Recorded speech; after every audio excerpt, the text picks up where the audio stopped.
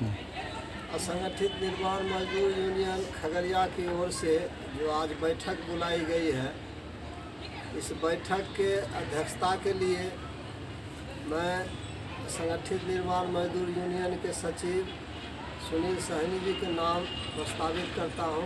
उम्मीद है कोई साथी समर्थन करें। समर्थन कीजिए।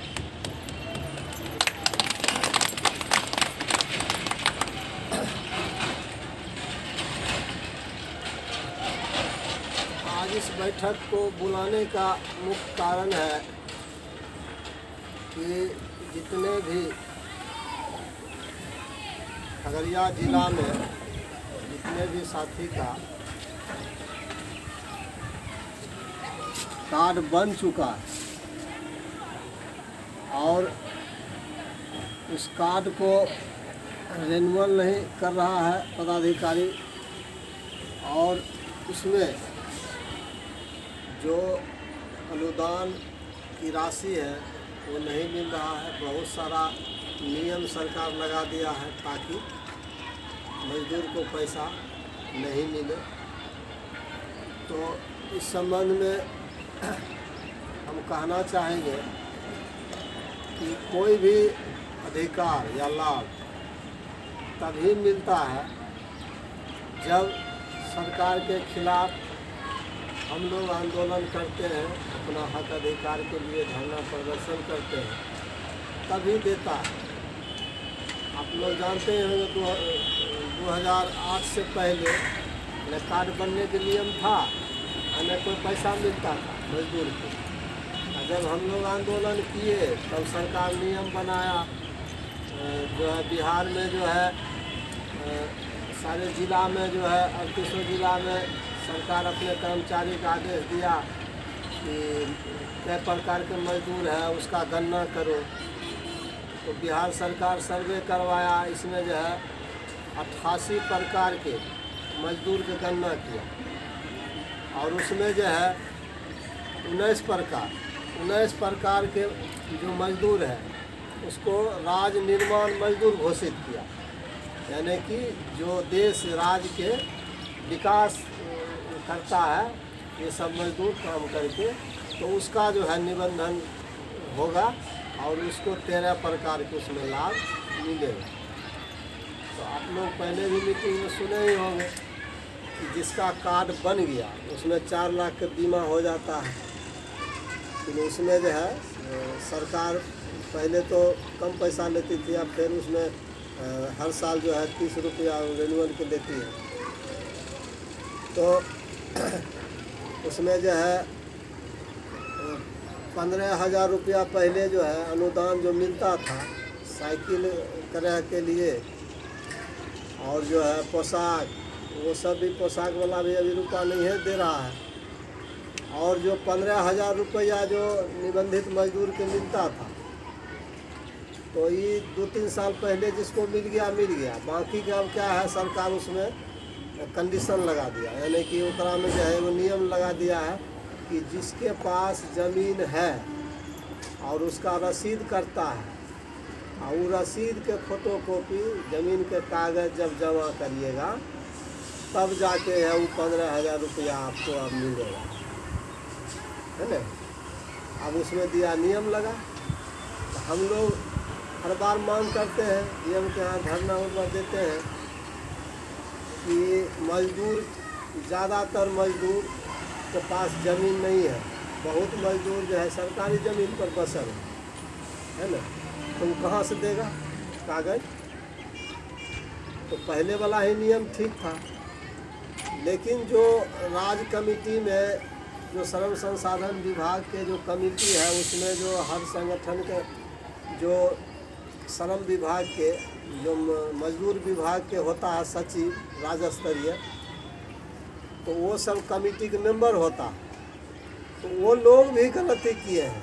सरकार जब ये नियम बना रहा था तो जो राज्य कमेटी में है श्रम संसाधन विभाग के जो कमेटी बनल है राज्य स्तरीय, तो वो कमेटी जब तक पास नहीं करता है तब तक ये कानून बदलता नहीं है, न लागू होता।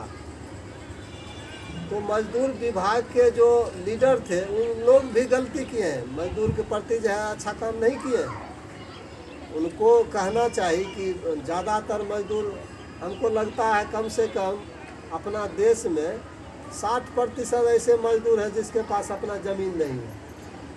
सरकार तो सर्वे किया है कि जो दलित महादलित है 54% महादलितों के पास एक धुर भी ज़मीन नहीं है।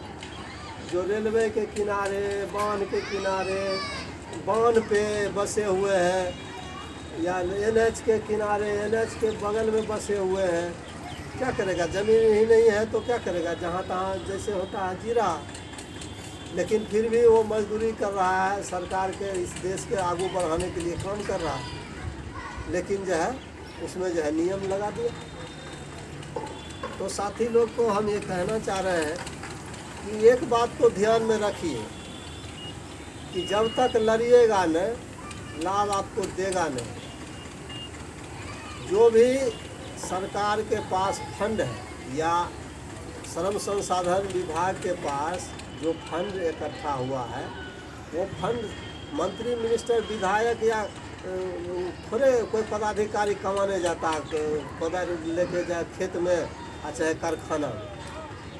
ये तो भारत में जितने मजदूर किसान हैं वही कमाते हैं, और उससे जो आपको प्रत्यक्ष और अप्रत्यक्ष टैक्स सरकार लेती है ना, और वही टैक्स कट के वो मुद्रा कोष में जमा होता है सरकार के पास, और वही पैसा आप लोग का अनुदान में हम लोग को देता है। सरकार अपना कमा के थोड़े दे रहा, हमरे कमाल पैसा है वो, समझ रहे हैं आप? चावल, नमक, दाल, तेल, मोबाइल रिचार्ज कराते हैं, किताब कॉपी जो भी खरीदते हैं वो पर भारी टैक्स सरकार लेता है। आप लोग को पता नहीं चलता है, सब पर टैक्स है। और वो टैक्स जो कंपनी जो सामान बेचता है वो सरकार के पैसा देता है ना, और वही पैसा अनुदान के राशि जो है जमा होता। तब अब जैसे आपदा में कोई डूब के मर गया या राशने देता है, या जन वितरण प्रणाली में जो अनाज हर परिवार के एक व्यक्ति के 5 किलो देता है, 3 किलो चावल, 2 किलो है सर, 4.5 किलो देता। हाँ, तो वो तो डीलर के बदमाशी है, नहीं लड़िएगा तो वो कम देगा, वो नहीं देगा। वो तो आप देखें न, 3 कृषि काला कानून बनाया केंद्र सरकार, तो ओकरा में तो ऐसा साजिश था कि पूरे जो है जितना ज़मीन है भारत में किसान के पास, वो ज़मीन के ही कब्जा करने की उसमें प्लानिंग था।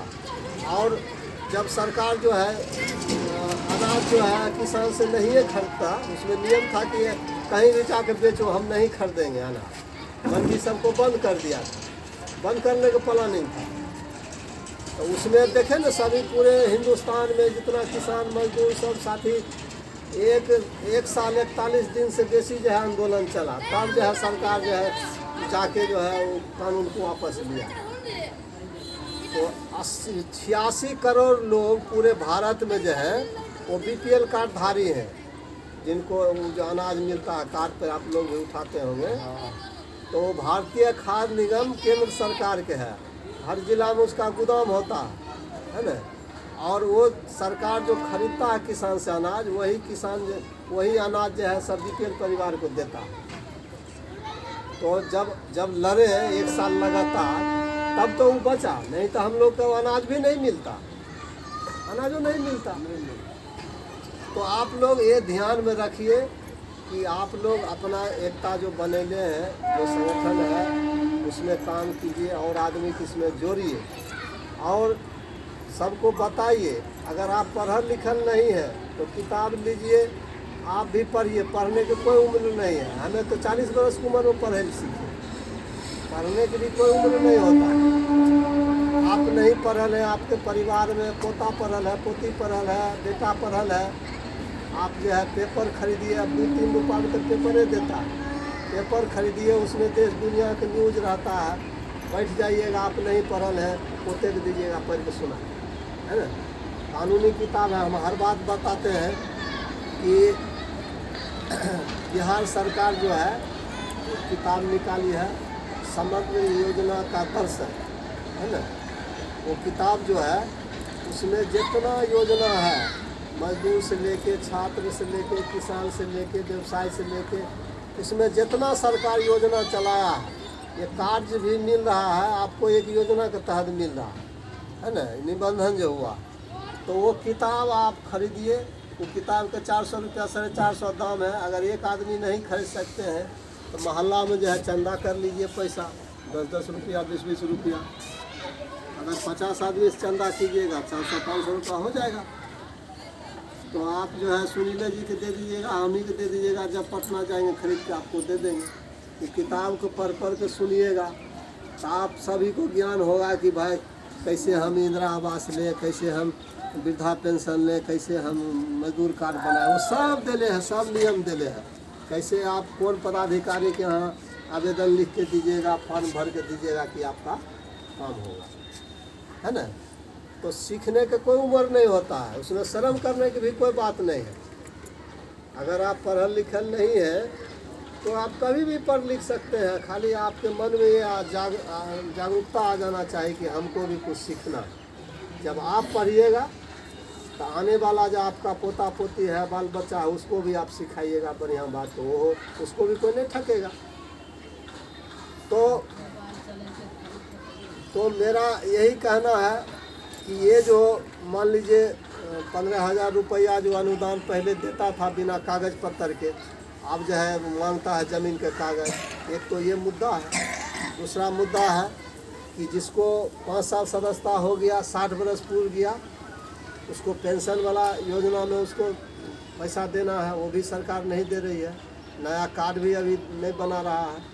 चुनाव लेके 3 महीना 4 महीना चुनाव लेके वो स्थगित के लिए, आप तो चुनाव भी हो गया फिर भी नहीं कर रहा है। उसके बाद अभी एक तो और कम है ना। अच्छा आप भी बोलिएगा, पहले हम बोल लेते हैं जब आप भी। तो वो मुद्दा है। और भी अपने ज़िला में बहुत सारा मुद्दा है, रोड टूटल है, पड़ल है, गांव में जो है इंदिरा आवास गरीब लोग को नहीं मिला, बहुत सारा मुद्दा है। तो हम लोग इस मीटिंग में इसलिए आए हैं कि हम एक प्रस्ताव रखते हैं, आप लोग पास कीजिएगा उसको, है ना, कि 24 जनवरी 2022 को, है ना, एक डीएम साहब के यहाँ हम लोग ये सब मुद्दा लेके धरना देंगे, है ना। तो इसमें आप लोग क्या कहना चाहते हैं? अगर धरना देना चाहते हैं तो आप लोग हाथ उठा के समर्थन कीजिए। चलिए ताली बजा दीजिए एक बार। तो ये प्रस्ताव पास हो गया कि भाई जो है 24 जनवरी 2022, है ना, कलेक्ट्रेट में धरना दिया जाएगा। उससे पहले जो है हम लोग पर्चा ड्राफ्टिंग कर लेंगे, पर्चा छपेगा, सभी साथी को पहुंचेगा, सब आदमी को जुटाना शुरू कीजिएगा, है ना। उसके बाद उसमें जो है सब मांग देंगे। मेन मांग तो हमारा रहेगा मजदूर वाला।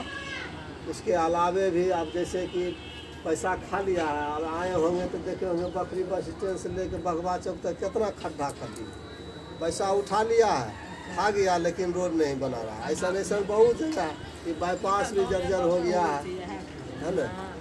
तो इस मतलब हमारे कोठिया पंचायत में आता है, अब तो शहर में ले लिया, सब जगह जल नल योजना वाला सब टैंकी लगा, यहाँ टैंकी भी नहीं लग रहा। बाढ़ से अस्थायी निदान के लिए 5-6 बरस पहले डीएम आदेश कर दिया कि यहाँ नाली बनेगा, मोटर प्लांट लगेगा, ताकि पानी ऊपर से उधर का कि चारों बरस घिरल है। तो डीएम का आदेश हो गया, लेकिन काम चालू नहीं हुआ। वो सब भी हम देंगे उसमें मांग में। तो ये सब मांग हम लोग जो है उसमें जो भी है अपना ज़िला के सहूलियत के लिए वो सब मांग डीएम साहब के यहाँ देंगे। तो एक तो ये बात हो गया। आप लोग के मन में और भी कोई सवाल है तो वो आप लोग बताइए, है ना। और कुछ कहना चाहते हैं इस विषय पर तो आप बोलिए।